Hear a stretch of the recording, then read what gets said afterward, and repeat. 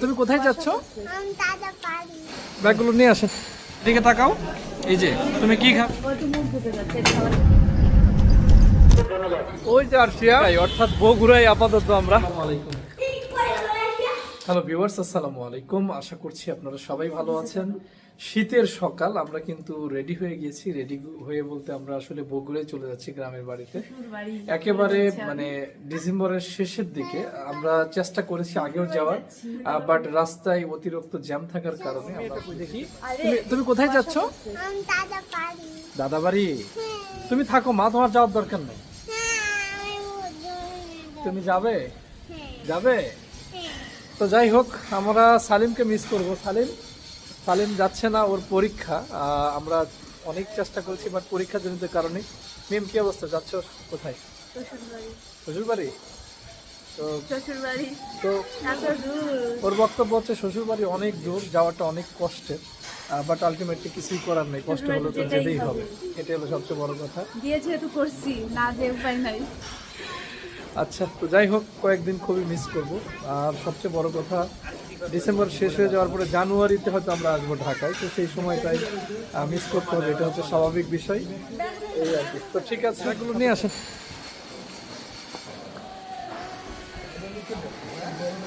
ওটা পিছনে দিতে হবে।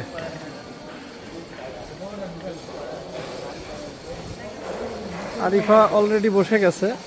ব্যাগটা পিছনে দেওয়া, কোথায় দিতে হবে? পিছনে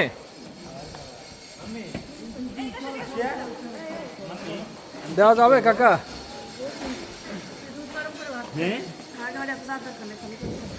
আমি কি করবো? আমি কি করবো?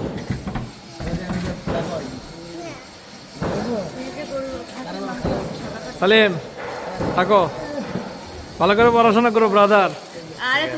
পড়াশোনার কাউন্টারে পৌঁছে গেছি। আরশিয়া মাম্মি, তো সত্যি কথা বলতে আসলে আমাদের আসাটা অনেক কষ্ট হয়ে গেছে। তো সকালবেলা বলতে গেলে খালি পেটেই আমরা বের হয়ে গেছি।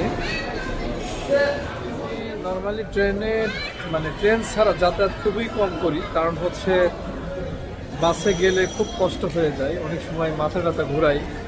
আমার আসলে এভাবে বমি হয় না, বাট মিমের জন্য এটা অনেক কষ্টের, ও বমি করে। তো আজকে সিএনজিতে আসতে অনেক কষ্ট হয়েছে, অর্থাৎ সিএনজি থেকে মহাখালী বাস টার্মিনাল পর্যন্ত আসতে অনেক কষ্ট হয়ে গেছে। মানে সিএনজি থেকে নামার পরই আর সে বমি করে দিয়েছে, যেটা সত্যি কথা। এখন 11:30 বাজে, আমাদের হচ্ছে 11:30টায় বাস। তো 5 মিনিট পরেই হয়তো আমরা চলে যাবো। যাই হোক, আমরা মহাখালী বাস টার্মিনাল, আমাদের উত্তরবঙ্গের গাড়িগুলো মহাখালী অথবা গাবতলী থেকে যেতে হয়। এই জন্য দেখা যায় যারা আমরা ঢাকার ওই সাইডটাই থাকি আর কি, দক্ষিণ সাইডে, তাদের জন্য বাস টার্মিনালগুলোতে আসা অনেক কষ্টের হয়ে যায়। ঠিক আছে বলতে, মানে একটা বাস টার্মিনালের ভয়াবহ খারাপ পরিস্থিতি, মানে খুবই খারাপ অবস্থা। মানে এরকম এত নোংরা, মানে এটা কল্পনারও বাইরে, এগুলো দেখার কেউ নাই। পরিষ্কার পরিচ্ছন্নতা নাই, খুবই খারাপ অবস্থা। প্রতিটা ওয়াল এত খারাপ, বলার বাহিরে। এই লিচুর চকলেট আছে? লিচু আছে? নাই। মিম বলছিল যে লিচুর চকলেট থাকলে নিয়ে আসার জন্য। ওরও খারাপ লাগতেছে, আমারই খারাপ লাগতেছে, আমি তো বুঝতেছি তাহলে ওদের কতটা খারাপ লাগতেছে, এটা স্বাভাবিক বিষয়। তো এটা হচ্ছে বাস টার্মিনালের পিছনের সাইড। এই সাইডটাতে মানে এরকম দোকান আছে আর কি। এই জায়গায় খুব খারাপ অবস্থা, আল্লাহ মাফ করুক। তো ফাইনালি আমরা বাসে চড়েছি, মানে অনেক কষ্ট হয়ে গেছে সত্যি কথা বলতে। যে মিম এখানে আমার ওপরে শুয়ে পড়ছে, আর এখানে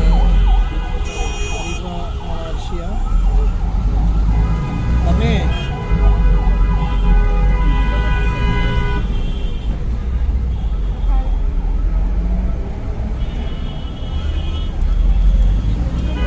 ওদেরও কষ্ট হয়ে গেছে। যাই হোক, তো আমরা রওনা দিয়েছি অলরেডি, দেখা যাক কতক্ষণ। তো এখানে দেখেন এরা কি করতেছে। বাস যাচ্ছে অনেকক্ষণ, এখন অলমোস্ট 2.5 ঘন্টার মতো হয়ে গেছে আমরা বাসের মধ্যে আছি। তো আমরা এখন যমুনা সেতুতে উঠতেছি, টোল দেওয়া হয়ে গেছে। তো দেখতেই পাচ্ছেন গাড়িটা কিন্তু ছেড়েছে। তো সবচেয়ে বড় কথা, আমরা যখন আগে থেকেই যখন যমুনা সেতু পাই বাসায় যাওয়ার পথে, তখন মনে হয় যে একেবারে বাসার কাছাকাছি চলে আসছি।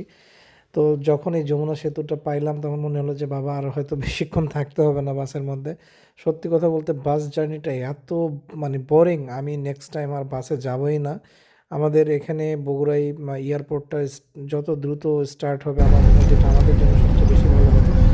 তো যাই হোক, নদীতে কিন্তু পানি খুবই কম, আর সামান্য একটু পানি ছিটে যেটা দেখলাম। তারপরে যে দেখতে পাচ্ছেন চর, দীর্ঘ জায়গা জুড়ে আমার মনে হয় যে চরই পড়েছে, পানি নেই বললেই চলে। তো যতক্ষণ এরপরে ভিডিও করেছি পুরোটাই চর, পানির দেখার পাওয়া যায় নাই। তো এই হলো অবস্থা, নদীটা মনে হচ্ছে যে আস্তে আস্তে একেবারেই মরে যাচ্ছে। তো বর্ষাকাল আসলে আবার হয়তো বা নদী পরিপূর্ণ হয়ে যাবে পানিতে। এখন আপাতত ওইরকম কিন্তু পানি নেই। যমুনা নদীর যে সৌন্দর্য সেটা অনেকাংশেই হারিয়ে গেছে। একটা সময় অনেক সুন্দর ছিল। আমরা ফুড ভিলেজে স্টে করলাম, এখন কিছু খাইতে হবে, প্রচন্ড ক্ষুধার্ত। তো মিম অবশ্য ওরা সামনে ওই যে, তো এটা হচ্ছে বগুড়া ফুড ভিলেজ। ও সরি, যাইতে তো হবে এই দিক দিয়ে। তো দেখা যাক। Excuse me. এই যে তুমি কি খাবে আরশিয়া মাম্মি রে, এদিকে এই যে ক্যামেরার দিকে তাকাও। তুমি কি খাবে? হ্যাঁ, তুমি এদিকে তাকাও মাম্মি, এইদিকে তাকাও। ইস, কি খাবে? এখানে ভাই ইনি খাওয়ার জন্য বসে আছে এই জায়গায়, মানে সে নাকি খুবই ক্ষুধার্ত। তোর কি অবস্থা? এখন আমার দিকে একটু ক্যামেরাটা নাও। এখন মনে হয় 3টা পার, তাই না? আমরা হচ্ছে সকালবেলা জাস্ট একটা ব্রেড খাইছি ডিম দিয়ে ভেজে, সবাই মনে এক এক পিস খাইছি। হ্যাঁ, আমিও এক পিস খাইছি। আমি সব ক্ষুধা তো লাগবেই, স্বাভাবিক বিষয়। তোমার মুখ ধোয়া লাগবে না। মাম্মি, এই যে মাম্মি, শোনো শোনো, কি হয়েছে? এই যে খাবার চলে আসছে। ওই তো মুখ ধুতে যাচ্ছে, খাবার চলে আসছে, খেতে হবে। আমি বসো বসো বসো, আমাদের এক্সট্রা একটু প্লেট লাগবে। হ্যাঁ, আচ্ছা। পানি আর ডাল লাগবে বলছিলাম। ডাল দিচ্ছি। হ্যাঁ, ঠিক আছে। আর পানি, ওয়াটার। পানি এক বোতল তোমাকে দিয়ে দিই। গরুর মাংস খাওয়া নিষেধ। মামি, তুমি মরিচ খাবা? চেয়ারে বসো কলিজা। ওই যে আরশিয়া কেক নিচ্ছে একটা। ও বলতেছে বাবা আমি কেক খাবো। এই যে আম্মু কি খাবে? চলো। আমাদের ফাইনালি নিজ এলাকায় অর্থাৎ বগুড়ায় আপাতত আমরা। তো এখান থেকে আবার একটা সিএনজি নিতে হবে, কারণ এখান থেকে আরো আমাদের বাড়ি অনেক দূরে।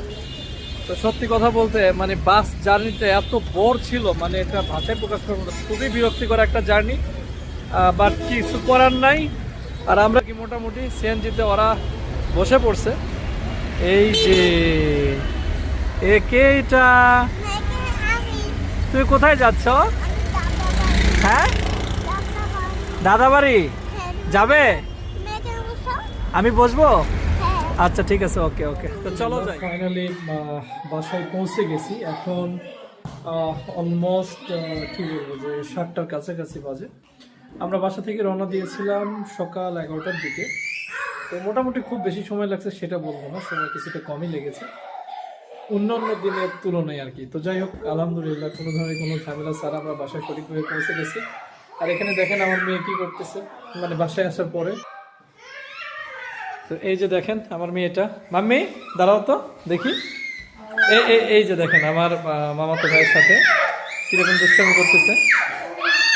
সব এদিকে আসে, এখানে উপরে গেছে মা, দেখছো আরশিয়া? আর এখানে দেখেন এই যে আজগর। আজগর এদিকে আয়। কি খবর, তুই কবে আসছিস? শুক্রবারে। শুক্রবারে? তুই জন্য কোথায় পড়াশোনা করিস? হ্যাঁ, বগুড়া মালদিনগর। মালদিনগর। তো ভালো আছিস তুই? তুই তো অনেক বড় হয়ে গেছিস দেখা যায়। তো আমার এই মামাতো ভাই হচ্ছে টিভি দেখতে দেখতে, মোবাইল দেখতে দেখতে চোখ নষ্ট করে ফেলছে। তোর চোখের কি অবস্থা এখন? খারাপ মানে আগের চেয়ে বেশি। আগের চেয়ে বেশি? তো টিভি দেখিস এখনো? মোবাইল টিভিস এখনো?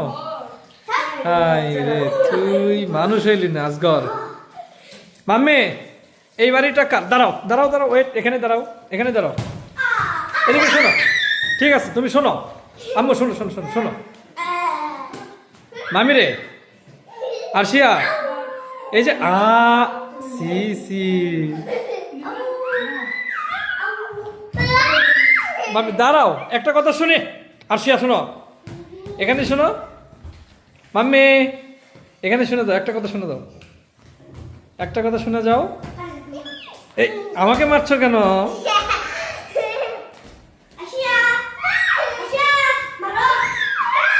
তো বুঝতেই পারতেছেন, ও বাসায় আসার পরে আসলে খুবই হ্যাপি, আর সত্যিকার অর্থে অনেক হ্যাপি।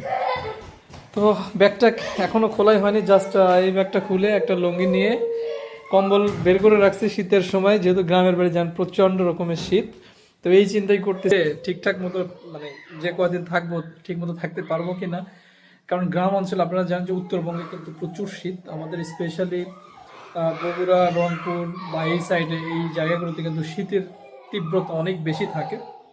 তো যাই হোক, আলহামদুলিল্লাহ, সবচেয়ে বড় বিষয় যে আমরা সঠিকভাবে পৌঁছাতে পেরেছি, এর চেয়ে ভালো বিষয় আর কিছু হতে পারে না। তবে আমি এক্সপেক্ট করতেছিলাম যে যদি আরেকটু আর্লি আসতে পারতাম তাহলে শীতের প্রকোপটা হয়তো আরেকটু কম থাকতো, বাট সেটা হয়নি। তো যাই হোক, তারপরেও কোনো প্রবলেম হয়নি, এটাই হচ্ছে সবচেয়ে বড় কথা। তো এখানে মেম মেম মেম কি অবস্থা তোমার? কেমন মানে? আমি এখন হাত মুখ ধুবো। দাঁড়া দাঁড়া, হাত মুখ তো ধুবাই, মানে কেমন লাগতেছে আসার পরে? কেমন লাগতেছে? অনেক শীত। অনেক শীত? কিরকম? হাই রে ভাই, কেমন আমি মুখে দিয়ে গুলা উঠাইলাম। কি উঠেছে? নিচে তো হাত মুখ দিয়ে না, তো এখন ঘটনা হচ্ছে কি যে ও বারবারই বলতেছে আমি আর যাবো না, আমি আর যাবো না। নিজের বাবার বাড়িতে যাওয়ার সময় কোনো সমস্যা নেই, শ্বশুর বাড়িতে ভাই, কোনো আমার বাড়ি সমস্যা। 2 ঘন্টা চলে যাওয়া যায়। 2 ঘন্টা কেন? এখানে যদি একদিনও লাগে তার মধ্যে আসতে হবে। আসছি তো। তো বিয়ের আগে এটা ভাবো নাই? না, বিয়ের আগে কি আমি বুঝছি যে আমরা আচ্ছা মা, শোনো শোনো শোনো, একটা কথা শোনো। বাবার আসছে, তুমি অনেক তুমি কি বেশি হ্যাপি? তুমি হ্যাপি? শোনো শোনো, একটু একটু শোনো, এদিকে সবাইকে বলে দাও, সবাইকে বলো যে আমি খুব হ্যাপি। এটা কি মা? এটা ঝুনঝুনি, ঝুনঝুনি, ঠিক আছে, এটা ঝুনঝুনি। এখানে মেম সবকিছু খুলে, কলা তো মনে হয় নষ্ট হয়ে গেছে, বন্ধ ছিল তো তাই। আচ্ছা ঠিক আছে, ওগুলো বের করো। তো এখানে আসার সময় আমাদের এখানে বোরহানের দই মিষ্টি আমাদের এখানে মোটামুটি বিখ্যাত। আর এটা নিয়েছি সকালবেলা, এটাতে খাইতে খুব মজা লাগে। নিমকি বলে, নিমকি নিমকি। আর ফলটা আনা হয়েছে। হ্যাঁ, এখানে বিস্কিট, বিস্কিট, চা খাওয়ার জন্য দই, অবশ্য 4টা দই আছে এই জায়গাতে। আর এগুলা কি? এটা কি? ও, এগুলোই ফলমূল না?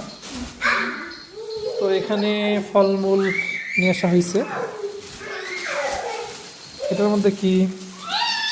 ও, ওইটা হচ্ছে, খোলো দেখো।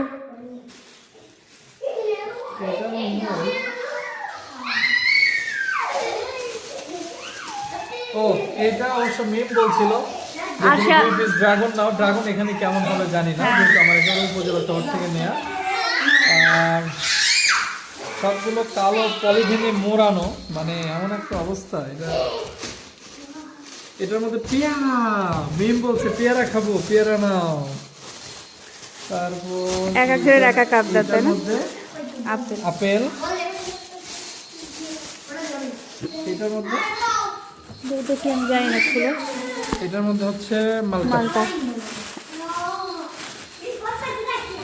আমি বড়ের অপেক্ষায় আছি, বড়ই পাইলে খাবো, তাই দাঁড়াই আছি।